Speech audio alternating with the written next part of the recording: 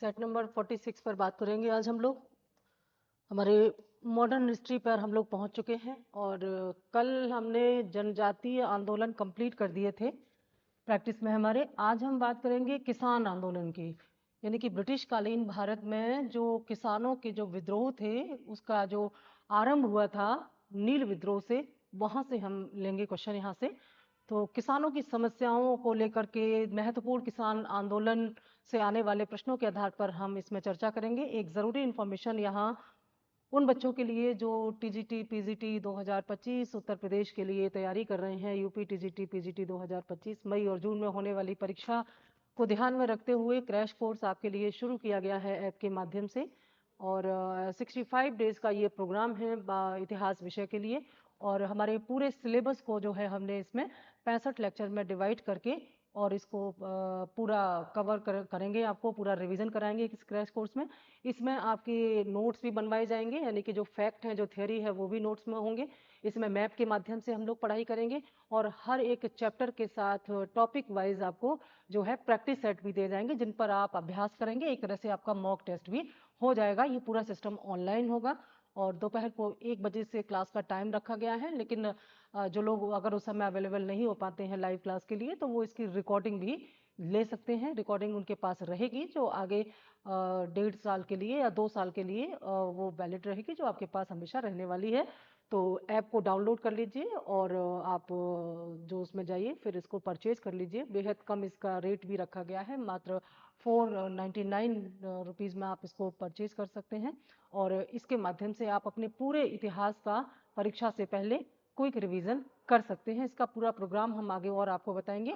इसके अलावा जो रेगुलर बैचेस हैं हमारे इतिहास के वो सुबह 8:30 बजे से चलते हैं और इसमें आपको सीधे क्लास को ही लाइव किया जाएगा। तो दूर दराज जो बच्चे हैं जो प्रयागराज में नहीं आ पा रहे हैं किसी कारणवश, तो वो दूर बैठ करके ही इस सीधे क्लास को पढ़ करके लाभ उठा सकते हैं। रेगुलर बैचेज जो है वो सुबह 8:30 से 10 1.5 घंटे क्लास चलती है। इसमें पूरा प्रोग्राम जैसे क्लास में हम पढ़ाते हैं बस क्लास की को ही लाइव किया जाता है, तो इसमें तो पूरा डेफ में ही पढ़ाया जाता है और ये पूरा आपका करीब 14-15 महीने का कोर्स होता है। तो आप अगर उसमें इंटरेस्टेड हैं तो उसके लिए भी ऐप को डाउनलोड करके उस पर जा सकते हैं और कोई भी इन्फॉर्मेशन चाहिए तो उसमें जो नंबर दिया हुआ है उस पर आप कॉन्टेक्ट कर सकते हैं। अब आ जाते हैं आज की प्रैक्टिस सेट पर। तो सेट नंबर 46 में हमारा पहला क्वेश्चन जो है आपके सामने है। ये 1857 ईस्वी के विद्रोह के ठीक बाद बंगाल में निम्न में से कौन सा विद्रोह हुआ था? ये प्रश्न कई बार पूछा जाता है। देखो 1857 का जो विद्रोह था वो विद्रोह के स्वरूप को लेकर के विद्वानों के अलग अलग मत हैं। जब हम टॉपिक आपको पढ़ाएंगे तो उसके बारे में बताएंगे आपको। तो ये जो 1857 का विद्रोह था ये भारत का ऐसा पहला संगठित विद्रोह था जिसमें अलग अलग क्षेत्रों की क्षेत्रीय समस्याओं से प्रभावित होकर के तमाम जो क्षेत्रीय शासक थे उनके जो जन समूह थे उन्होंने ब्रिटिश सरकार या तत्कालीन ईस्ट इंडिया कंपनी के विरुद्ध जो विद्रोह किया था 1857 में। 1857 के ठीक बाद एक बहुत ही महत्वपूर्ण नील विद्रोह हुआ भारत में। तो वो ये बहुत महत्वपूर्ण विद्रोह था। तो इसका आंसर हो जाएगा नील विद्रोह या नील उपद्रव। ये नील विद्रोह आरंभिक किसान आंदोलन में सबसे ज्यादा महत्वपूर्ण था। तो इसके बारे में थोड़ा सा हम विस्तार से जानेंगे फिर आगे बढ़ेंगे। ठीक है, प्रश्न का उत्तर क्या हो गया? नील उपद्रव। ये सन्यासी विद्रोह, संथाल विद्रोह, ये हम कल इनकी बात कर चुके हैं जनजातीय आंदोलन में जब हम पढ़ रहे थे, तो यहाँ पर उनकी बात हम कर चुके हैं। ये जो नील आंदोलन था या किसान आंदोलन था, देखो ये किसानों के आंदोलन की समस्याएं और जन आंदोलन जो जनजातीय आंदोलन था थोड़ा सा उनमें अंतर था, उसको आप समझ लो। ठीक है, किसान आंदोलन के जो खास तौर से नील आंदोलन की अगर हम बात करें तो इनका जो मुख्य कारण था कि किसान नील की खेती करना नहीं चाहता था, जबकि जो ब्रिटिश सरकार थी वो दबाव डाल करके नील की खेती करने के लिए किसानों को मजबूर कर रही थी। और किसान क्या उगाना चाहता था? किसान चावल उगाना चाहता था। और चावल मैंने कल बताया था, चावल क्या है? चावल खाद्य फसल है। ठीक है, ये खाद्य फसल है जिसे हम खाने पीने में इस्तेमाल करते हैं। नील क्या है? नगदी फसल है। दो तरह की फसलें होती है ना, खाद्य फसलें और नगदी फसलें। तो नगदी फसल वे होती हैं जिनका उद्योगों में प्रयोग किया जाता है। ठीक है, उद्योग में प्रयोग किया जाता है। और खाद्य फसल वे होती हैं जिनका खाद्यान्न आपूर्ति या भरण पोषण में प्रयोग किया जाता है। तो जाहिर सी बात है पहली प्रायोरिटी किसको देगा किसान, फर्स्ट प्रायोरिटी तो वो भरण पोषण को ही देगा ना। लेकिन क्योंकि ब्रिटेन में औद्योगिक क्रांति की शुरुआत हो चुकी थी, तो औद्योगिक क्रांति के लिए उनको कच्चे माल की जरूरत थी, तो भारतीय किसानों पर दबाव डाल करके वे नकदी फसलों के उत्पादन के लिए किसानों पर प्रेशर करते थे और उनको तमाम अनुबंधों के द्वारा बांध लिया जाता था, उनसे जबरदस्ती कॉन्ट्रैक्ट पर साइन करा लिए जाते थे। कॉन्ट्रैक्ट फार्मिंग यानी कि ठेके पर खेती के नाम पर उन्हें कुछ एडवांस दे करके किसानों को मजबूर किया जाता था कि वे अब वही उगाएंगे जो ब्रिटिश सरकार चाहेगी। तो इन सब की वजह से किसान जो है वो बहुत बंधक के रूप में काम करता था अपने ही खेत में। तो नील एक ऐसा कृत्रिम रंग था जिससे कपड़ों को रंगा जाता था। तो उस समय जो ब्रिटेन में जो वस्त्र उद्योग बहुत तेजी से बढ़ रहा था, खासतौर से सूती वस्त्र उद्योग का उत्पादन तेजी से हो रहा था, उसी को रंगने के लिए नील या इंडिगो की जरूरत पड़ती थी। तो भारतीय किसानों को नील उगाने के लिए मजबूर किया जाता था, दबाव डाला जाता था। और इस नील की खेती में क्या जमीनों की जो उर्वरा शक्ति है वो कम हो जाती थी। एक तो ये समस्या थी किसानों को। दूसरा ये कि अगर किसान नील उगाएगा तो फिर वो अपने दाल चावल कैसे उगाएगा, उसे अपनी फैमिली को एक सिक्योरिटी प्रोवाइड करानी है। लेकिन ब्रिटिश सरकार उन पर दबाव डाल करके इसी प्रकार की फसलें उत्पादन करने के लिए, नकदी फसलों के उत्पादन के लिए उन पर दबाव बनाता था। आज के समय में जब हमारा किसान नकदी फसलों का उत्पादन करता है तो उसका फायदा होता है क्योंकि उसे अच्छी कीमत मिलती है। लेकिन उस समय हम ब्रिटिश इंडिया में थे तो किसानों को अपनी मनमानी कीमत नहीं मिलती थी, बल्कि पहले से ही अनुबंध हो जाता था और उस अनुबंध के माध्यम से ब्रिटिश सरकार किसानों को एक प्रकार से कमिटेड कर लेती थी कि वह उसी कीमत पर सामान देंगे जिस कीमत पर सरकार लेना चाहेगी। तो इन सब की वजह से ऐसा हुआ। मैंने पीछे आपको बताया था किसी प्रैक्टिस सेट में कि 1813 ईस्वी में ब्रिटिश ईस्ट इंडिया कंपनी का जो भारत में व्यापारिक एकाधिकार था वो समाप्त कर दिया गया था। ठीक है, व्यापारिक एकाधिकार की समाप्ति कर दी गई थी ईस्ट इंडिया कंपनी की। इसका मतलब ये हुआ कि अब भारत में व्यापार करने का जो एकाधिकार ईस्ट इंडिया कंपनी के पास था उसको खत्म कर दिया गया। अब यूरोप का यानी कि ब्रिटेन का कोई दूसरा व्यक्ति या पूंजीपति भी आराम से मुक्त रूप से भारत में व्यापार करने की अनुमति प्राप्त कर चुका था। यानी कि 1813 के बाद भारत में जो है उन्मुक्त पूंजीवाद या मुक्त पूंजीवाद का एक नया दौर शुरू हुआ। और इस मुक्त पूंजीवाद में क्या होता था कि तमाम जो ब्रिटिश पूंजीपति थे वे भारत में मनमर्जी से व्यापार कर सकते थे। तो ऐसे ही तमाम पूंजीपतियों ने क्या किया, इन किसानों की जमीनों पर इन्हें खेती करने के लिए बाध्य किया। ऐसे ऐसे कच्चे माल के उत्पादन कराए जो कि यूरोपीय बाजारों में बेच करके वे लाभ कमा सकते थे। जैसे मान लो ब्रिटेन का कोई पूंजीपति है तो उसने क्या किया, किसानों को एडवांस दे करके उस पर दबाव बनाया कि नील की खेती करो, और उससे सस्ता नील खरीद करके दुनिया भर के बाजारों में उसको निर्यात करके वो लाभ कमा रहा है। और ऐसा एक नहीं, पहले केवल ईस्ट इंडिया कंपनी ही ये काम करती थी और अब यूरोप के, अब ब्रिटेन के बहुत सारे पूंजीपतियों ने यहाँ पर इस प्रकार से काम करना शुरू किया। तो जाहिर सी बात है फिर जब किसानों का शोषण होगा और शोषण होगा तो उसके विरुद्ध आवाज भी उठेगी और ऐसी ही आवाज यहाँ से नील विद्रोह के रूप में उठी थी। तो ये नील विद्रोह से संबंधित जो प्रश्न है काफी कुछ इसके बारे में आगे और बताएंगे, और भी प्रश्न आएंगे। और क्योंकि 1857 में सरकार पहले ही एक विद्रोह को देख चुकी थी और उसके बाद इस प्रकार का विद्रोह यहाँ पर ये हुआ है। ठीक है, इसका जो समय है 1859 से 1860 ईस्वी है। नील आंदोलन के विद्रोह का समय यहाँ पर नोट कर लीजिए। इसका समय है 1859 to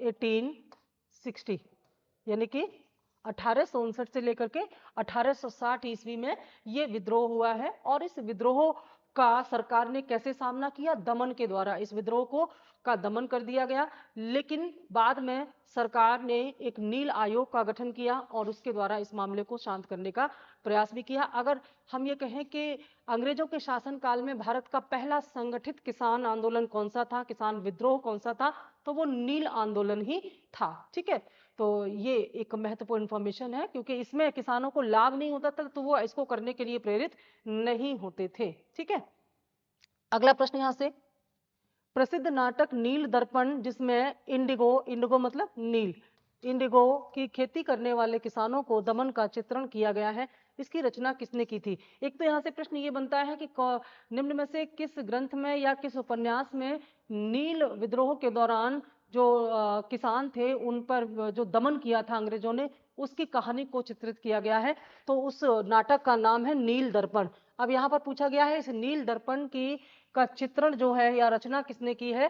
A Sharad Chandra Chatterjee, B Rabindranath Tagore, सी बारीन्द्र घोष और डी दीनबंधु मित्र। तो आंसर हो जाएगा डी दीनबंधु मित्र के नाटक नील दर्पण में इन्होंने इस बात का जिक्र किया है, पूरा वर्णन किया है कि किस प्रकार से अंग्रेजों ने इस आंदोलन का दमन किया और किसानों के दमन के द्वारा इस आंदोलन को दबाने का प्रयास जो किया गया था उसकी बात इसमें मिलती है। ये जो नील दर्पण है इसकी रचना बंगाली भाषा में की गई है।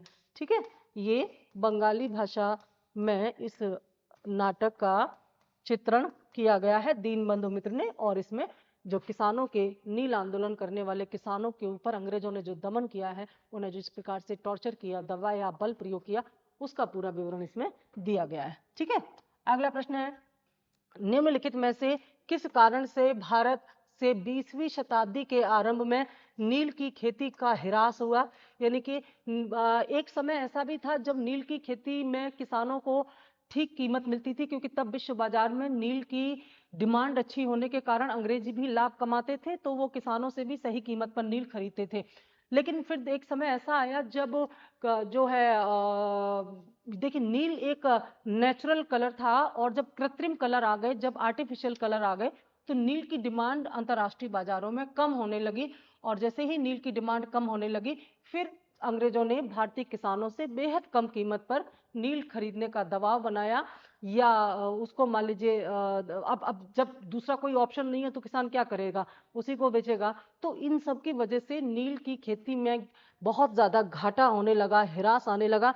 तो इनमें से पूछा गया है कि वो कौन सी घटना है जिसके बाद या जिसकी वजह से नील की खेती में गिरावट या ह्रास या पतन शुरू हुआ था? ए, नील के उत्पादकों के अत्याचारी आचरण के प्रति काश्तकारों के विरोध के कारण, भी यानी कि जो बागान मालिक थे उन या जो ऐसे लोग थे, जो पूंजीपति लोग थे, जो किसानों पर दबाव डाल करके नील की खेती करवाना चाहते थे, उनके अत्याचार के कारण जो काश्तकार या किसान थे उन्होंने विरोध किया। इस वजह से उत्पादन में कम, इस वजह से नील की खेती का पतन हुआ, ऐसा कहा जा रहा है। बी, नई खोजों के कारण विश्व बाजार में इसका अलाभकर होना। सी, नील की खेती का राष्ट्रीय नेताओं द्वारा विरोध किया जाना।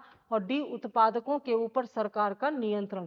तो इसका सही आंसर होगा बी, नई खोजों के कारण विश्व बाजार में इसका अलाभकर होना। यानी कि नील एक प्राकृतिक रंग के रूप में इस्तेमाल किया जाता था। जब बाद में कृत्रिम कलर आ गए, आर्टिफिशियल कलर आ गए, तो फिर नील की खेती उतनी लाभकारी नहीं रही, क्योंकि फिर नील की डिमांड बाजार में, अंतरराष्ट्रीय बाजार में कम हो गई, जिसकी वजह से नील की खेती का जो पतन है वो शुरू हो गया। ठीक है, और ये 19वीं शताब्दी के अंत और 20वीं शताब्दी के आरंभ में हुआ था। और जब देखिए, जब औद्योगिक क्रांति हुई है यूरोप में और अमेरिका में, तो औद्योगिक क्रांति के बाद जो सबसे पहला उद्योग था जिसका विकास बहुत तेजी से हुआ, वो वस्त्र उद्योग था। और वस्त्र उद्योग में नील की आवश्यकता होती थी, तो आरंभ में नील की आवश्यकता अधिक होने के कारण इसका व्यापार लाभदायक था, तो खेती भी लाभदायक थी। लेकिन जैसे जैसे बाजार में, खासतौर से जो जर्मनी वो पहला देश था जो आर्टिफिशियल कलर लेकर के आया, और जैसे ही आर्टिफिशियल कलर मार्केट में आए, वैसे ही प्राकृतिक कलर यानी कि नील की जो डिमांड है वो कम होने लगी, और इसी वजह से नील की खेती का पतन होना यहाँ पर शुरू हो गया। ठीक है, आगे है परिसीमा कानून, जो ब्रिटिश द्वारा 1859 ईस्वी में पारित किया गया था, निम्नलिखित में से किस विषय को संबोधित करता है? परिसीमन जो कानून है, इसके बारे में पूछा गया है कि ये परिसीमन आयोग किससे संबंधित है। 1859 में ये ब्रिटिश सरकार ने पारित किया था, और इसका संबंध किससे है, यानी कि किस विषय से संबंधित है ये परिसीमन कानून? ए, ऋण अनुबंध पत्रों की कोई कानूनी वैधता नहीं होगी।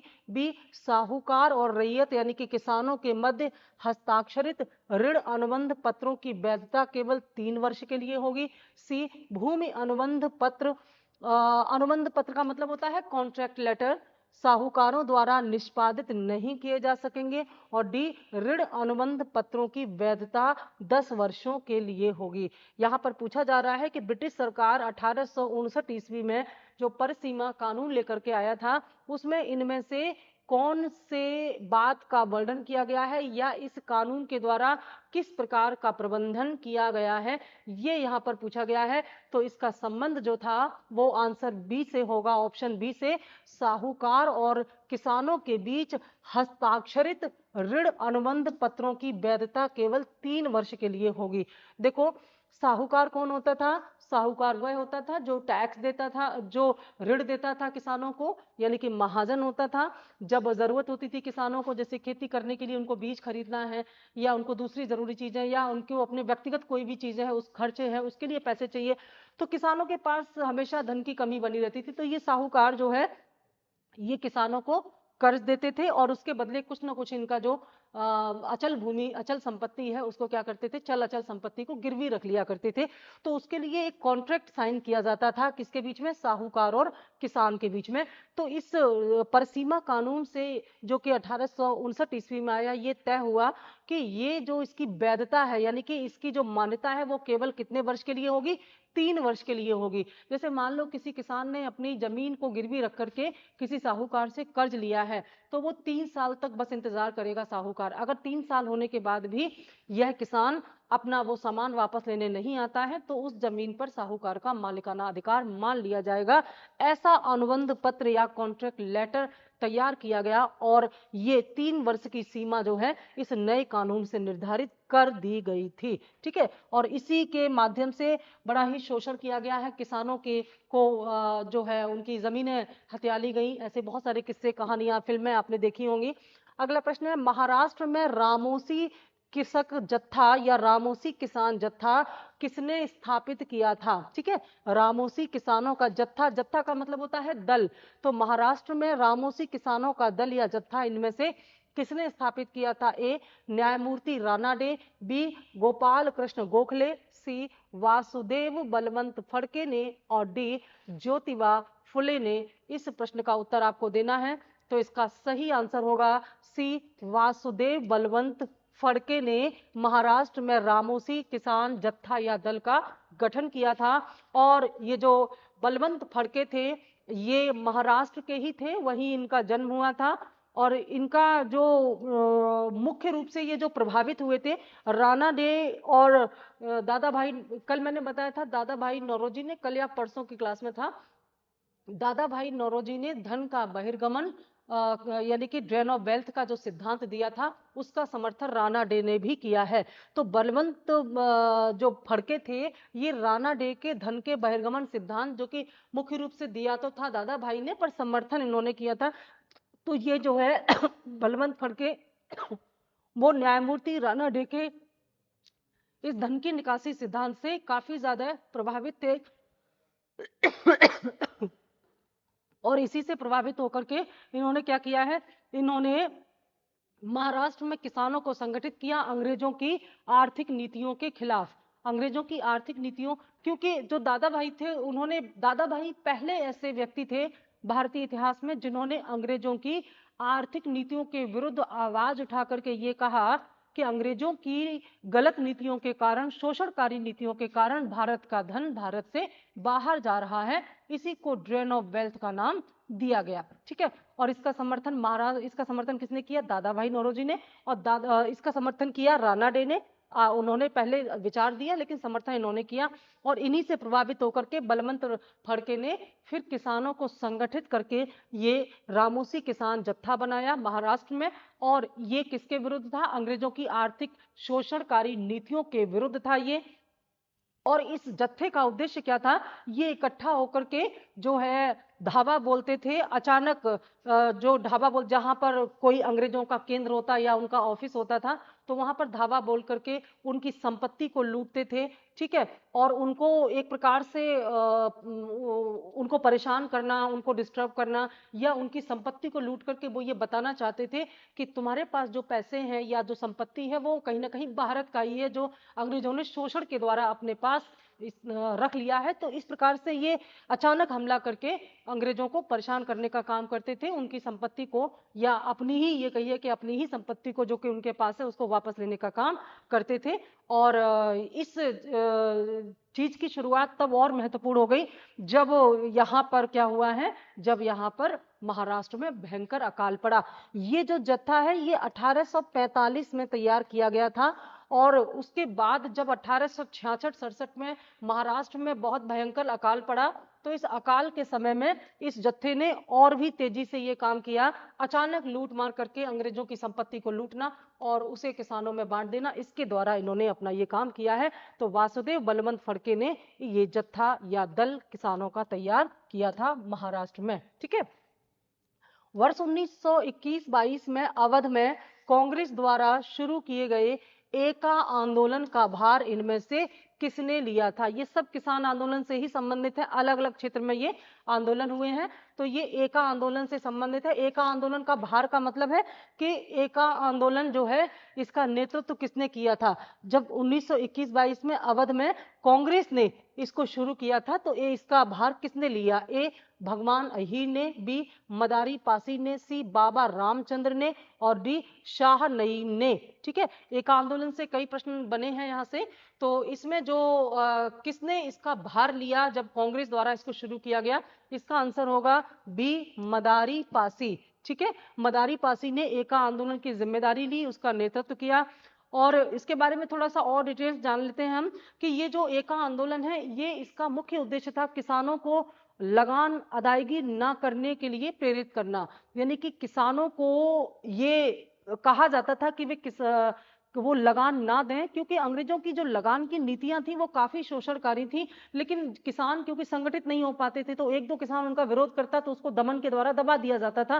तो इस एका आंदोलन ने ये कहा कि एकता के साथ यानी कि यूनिटी के साथ अगर किसान लगान न देने का एक प्रकार से कमिटमेंट करें तो अंग्रेजों पर इसका प्रभाव पड़ेगा, उनका नुकसान होगा और फिर वो इसमें परिवर्तन करने के लिए मजबूर हो जाएंगे। इसके लिए ये एका आंदोलन शुरू किया गया था। तो इसका उद्देश्य जरूर याद रखिएगा, उद्देश्य था लगान अदायगी ना करने के लिए, किसानों को लगान अदायगी नहीं करना है, इसके लिए उनको वचन दिया जाता था और उनसे कसम ली जाती थी कि तुम, मतलब गंगा जी की कसम दी जाती थी कि तुम्हें गंगा की कसम है तुम टैक्स नहीं दोगे, क्योंकि किसान बेचारा डर करके अंग्रेजों की शोषण से बचने के लिए दे देता था। अब जब तक किसान संगठित नहीं होंगे तब तक सरकार पर दबाव नहीं बनेगा, तो इसके लिए उनको सौगंध दिलाई जाती थी कि आप लगान नहीं देंगे, इस बात की सौगंध आप गंगा जी की लीजिए, ये चीज दी जाती थी।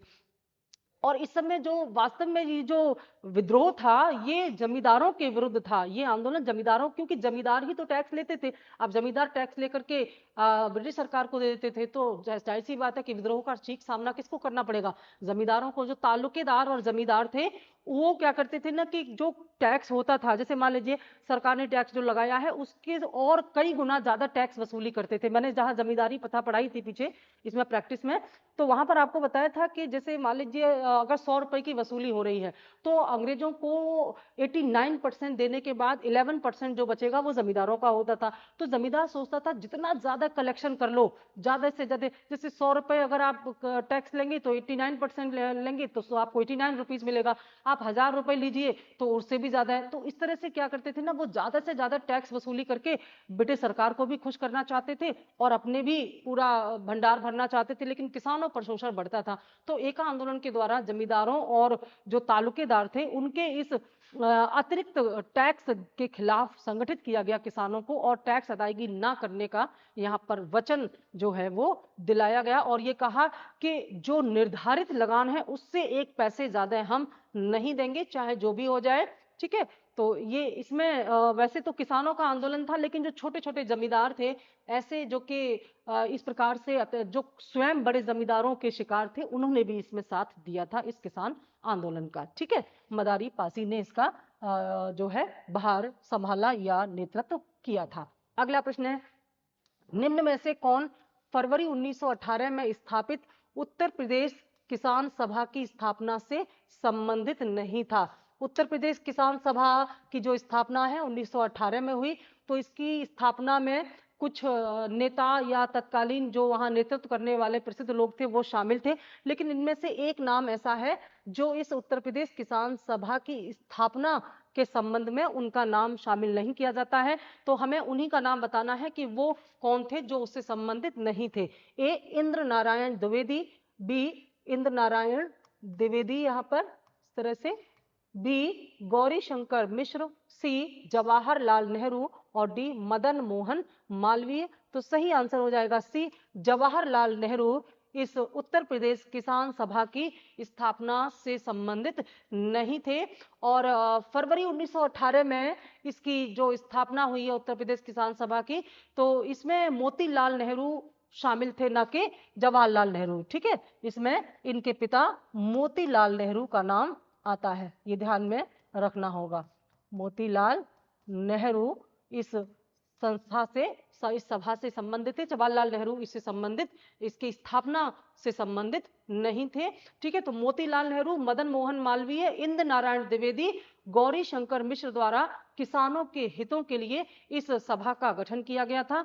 और इसमें अवध के किसानों ने सबसे ज्यादा भागीदारी की थी, तो इसको अवध किसान सभा के नाम से भी जाना गया था। ठीक है, लेकिन इसमें बाद में कुछ मतभेद निकल करके आए, तो उसकी वजह से फिर अवध किसान नेताओं ने अपना अलग ही बना लिया था, अवध किसान सभा। यानी कि जो अवध किसान सभा बाद में बना है, अवध, जो पीछे आपने पढ़ा अवध किसान सभा, अवध किसान सभा जो है ये इसी उत्तर प्रदेश किसान सभा से ही अलग होकर के एक मतलब हम कह सकते हैं कि इससे अलग होकर के एक स्वतंत्र सभा बनी किसानों की। ऐसा इसलिए था क्योंकि उत्तर प्रदेश किसान सभा में अधिकांश किसान जो थे वे अवध क्षेत्र से ही थे, तो परस्पर जब मतभेद हुए तो उसी से अलग होकर के एक नई संस्था बन गई अवध किसान सभा के नाम से। ठीक है, आगे और प्रश्न आएंगे अवध किसान सभा से, तो उनके बारे में विस्तार से आपको बताएंगे।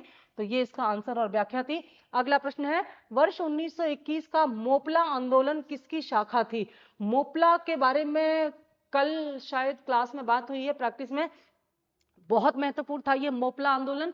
ये केरल में हुआ था। वैसे तो ये सामान्य किसान और जमींदारों के बीच का विद्रोह था, जैसे कि आम विद्रोह होते थे, लेकिन ये इसलिए महत्वपूर्ण हो गया था क्योंकि यहाँ पर जो किसान थे वे मुसलमान थे और जो जमींदार थे वे हिंदू थे। और जो केरल के जो मुसलमान किसान थे उन्हें मोपला कहा जाता था। तो जैसे कि भारत के अन्य क्षेत्रों में जमींदारों के शोषण के विरुद्ध किसानों ने आवाज उठाई, ठीक वैसे ही केरल में भी वहां के किसानों ने जमींदारों के विरुद्ध आवाज उठाई। पर क्योंकि यहाँ सांप्रदायिक भेद होने के कारण इसमें सांप्रदायिक तनाव दिखाई दिया, और यह भारत की पहली ऐसी घटना है जहां पर रक्तपात हुआ, धर्म को लेकर के धार्मिक आधार पर रक्तपात, खून खराबा, हिंसा होने की यह पहली घटना है। और पूछा गया है कि इस आंदोलन का संबंध किससे था, किसकी शाखा थी, मतलब किससे प्रेरित था ये आंदोलन, या कौन, किसने इसको सपोर्ट किया है, कुछ भी इसको कह लीजिए, मतलब लिंक किससे था। तो एक खिलाफत आंदोलन, बी 1857 के स्वतंत्रता संग्राम, सी स्वदेशी आंदोलन और डी असहकार आंदोलन। इनमें से किससे संबंधित था ये आंदोलन, ये आपको बताना है। तो इसका संबंध था खिलाफत आंदोलन से।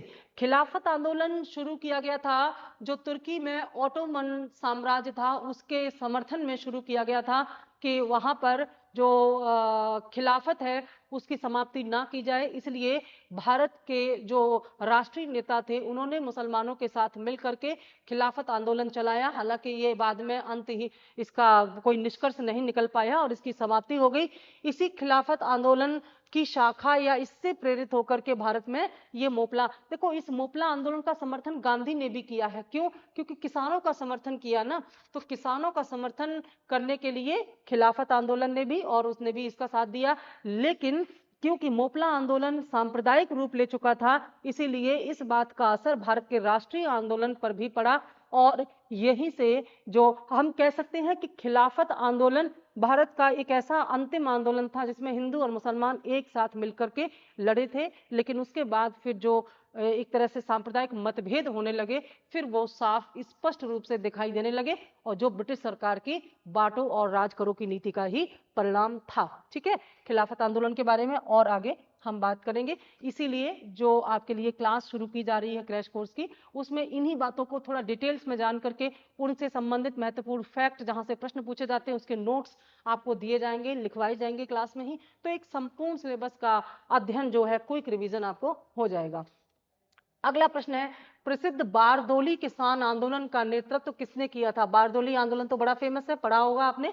बारदोली किसान आंदोलन का नेतृत्व किसने किया था? ए डॉक्टर B.R. अम्बेडकर ने, बी लाला लाजपत राय ने, सी सरदार वल्लभ भाई पटेल ने और डी गांधी जी ने। तो इसका उत्तर है सी सरदार वल्लभ भाई पटेल ने। और इसी बारदोली आंदोलन में ही वल्लभ भाई पटेल को वहां की महिलाओं ने सरदार की उपाधि दी थी। ठीक है, और यहां से ये क्या बन गए?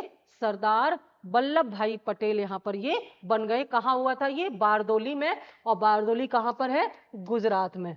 ठीक है, गुजरात में है बारदोली।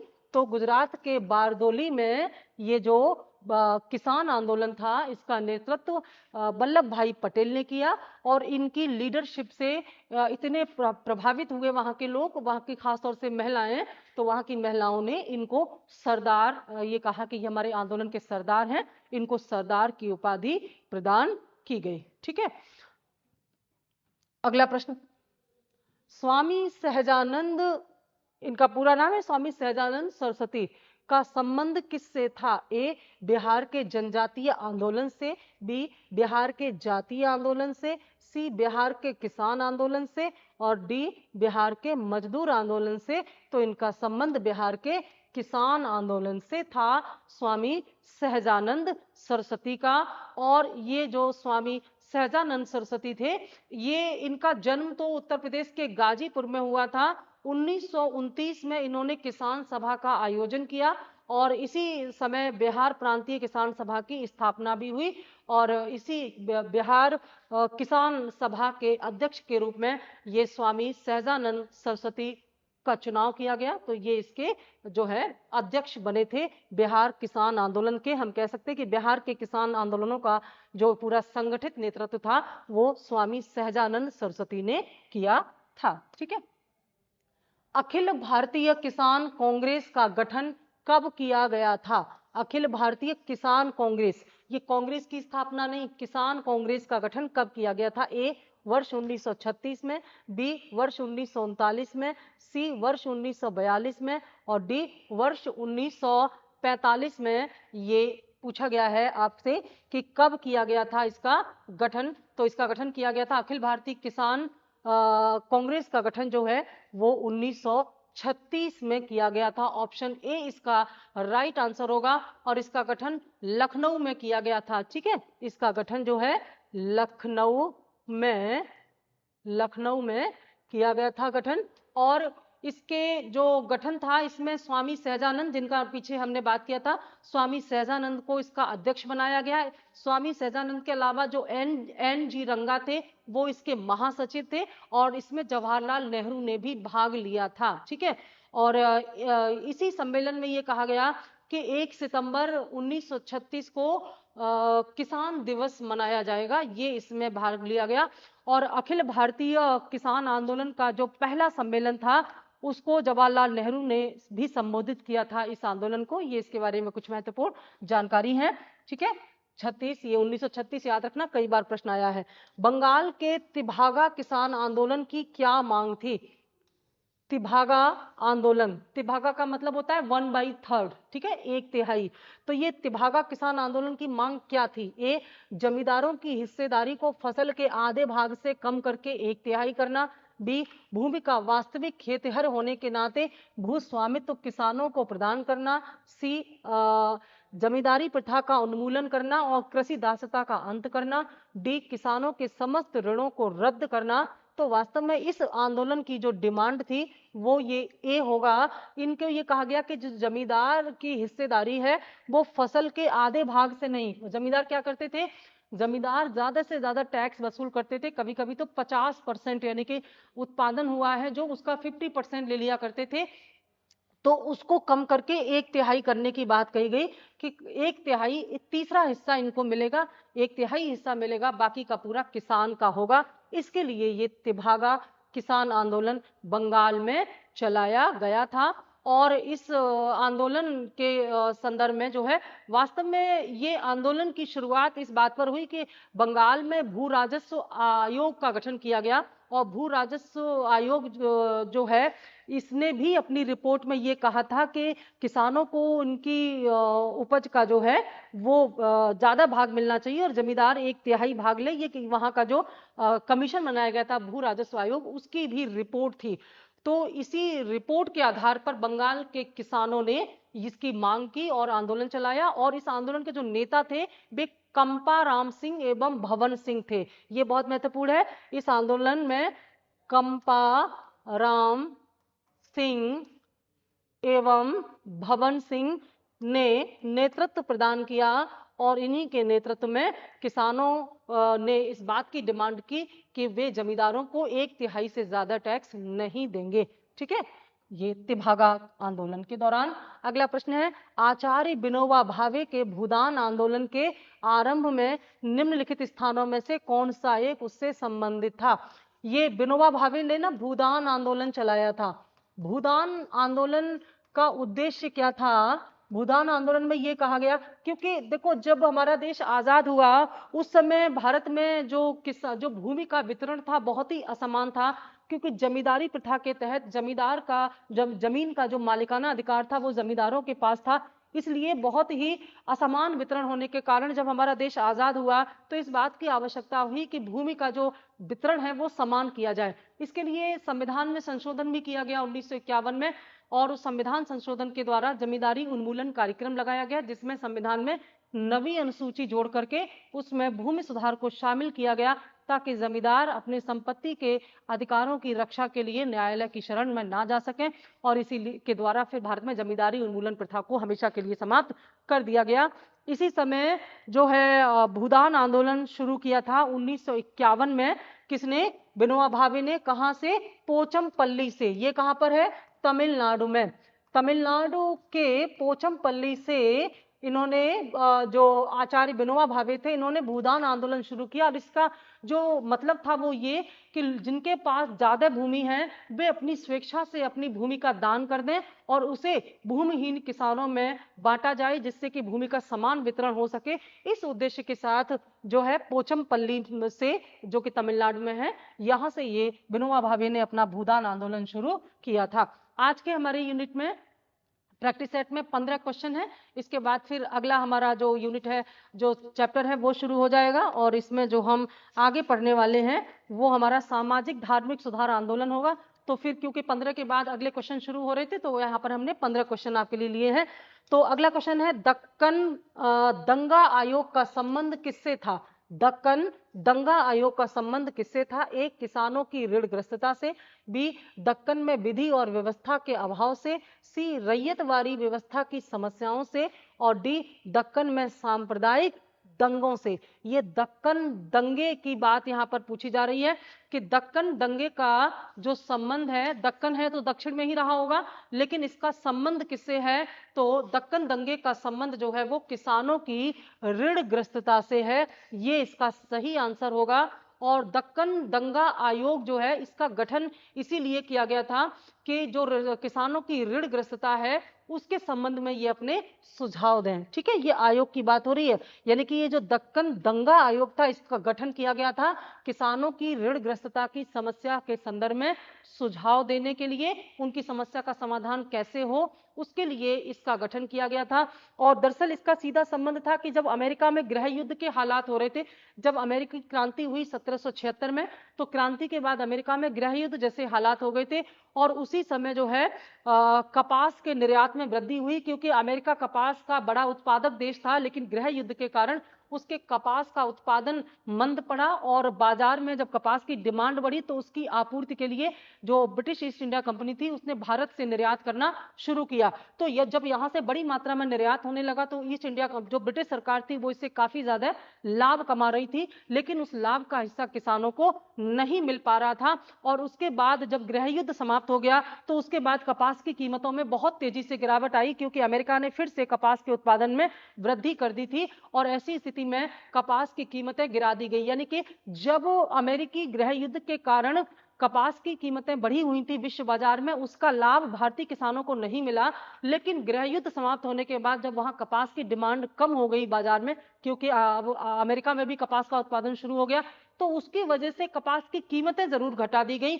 और दूसरी तरफ क्या किया सरकार ने, जो टैक्स था उसमें 50% की वृद्धि कर दी, यानी कि कपास की कीमतों में निरंतर कमी होती जा रही थी और टैक्स की दरें निरंतर बढ़ती जा रही थी। और इसी बात का विरोध करते हुए किसानों ने जो अपना विरोध शुरू किया, महाजनों से विरोध की शुरुआत हुई और धीरे धीरे फिर ये ब्रिटिश सरकार तक पहुंची और पूना, अहमदनगर, सतारा और शोलापुर जिले इनसे प्रभावित हुए इस आंदोलन से।